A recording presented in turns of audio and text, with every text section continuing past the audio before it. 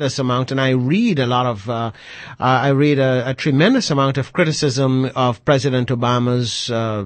policies in this particular context, in his foreign policy, in the way in which he has unilaterally engaged in these undeclared wars, these drone wars in Yemen and in Pakistan, the way in which he has ramped up and intensified the use of drone warfare in other parts of the world, including Afghanistan, the collateral damage that has the collateral consequences in terms of civilian deaths that have been incurred as a result of this, his action in Libya, for example, which was, to put it mildly, based on a very disingenuous argument to say that the action in Libya did not require congressional approval because it did not constitute an act of war or open hostility because U.S. troops were not at risk when the United States military was being used as the de facto air force for the anti-Gaddafi insurgency. So just yesterday, the New York Times, their week in review section had a front page, very extensive piece titled, I believe, Warrior in Chief, in which they raised some of the very questions that you are raising now. The fact that, under President Obama, who received the Nobel Peace Prize within months of having taken office, under him, American warfare abroad has expanded considerably. And they also point out something else in that piece, which is that this president made very clear in his acceptance of the Nobel Peace Prize what his philosophy was on this question. And it was a philosophy that said, basically, there is evil in the world, and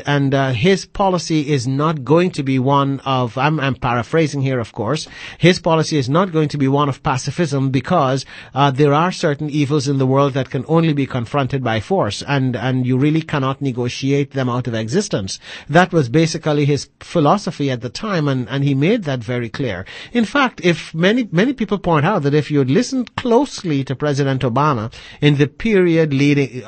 in the 2008 presidential campaign, much of what he is doing now was clearly foretold. It is just that his candidacy was so transformative, and it represented such a significant and dramatic change in the course of American history that many people only heard some of what he was saying at the time. All that having been said, I read and I hear plenty of criticism of President Obama. Just go to a place like commondreams.org on any given day, and you'll find at least half a dozen essays there taking him to task and chastising him for many of his domestic and foreign policy positions. But I would also say, if you're looking for consistency in politics, then you're looking in the wrong place, because politics is not a place where you'll find the kind of consistency that you're looking for. Well, it's not a matter. It's not really the consistency itself. It's just that, if you were to give a person a pass of that magnitude, then when it's it's escalated to a certain level by another group who is prone to take it to an even greater level, because that's exactly what happened. Yes, but that is the cognitive dissonance that you live with when you are engaged in the political process. The fact that many people who voted for President Obama knew that you were voting for someone who was going to be inheriting an imperial presidency.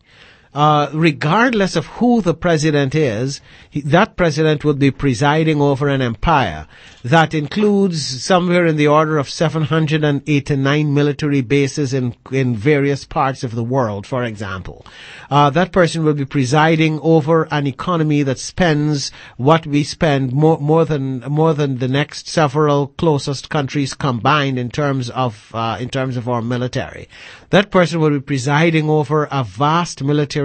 industrial complex and would be presiding over a vast international corporatocracy to which he would be beholden, not only for his own election, but also because of the nature of U.S. posture in the rest of the world. So people knew that going into this. It was merely a question of who was going to be the person who was the lesser of the I don't want to say the lesser of two evils, but who was going to be less obnoxious in fulfilling that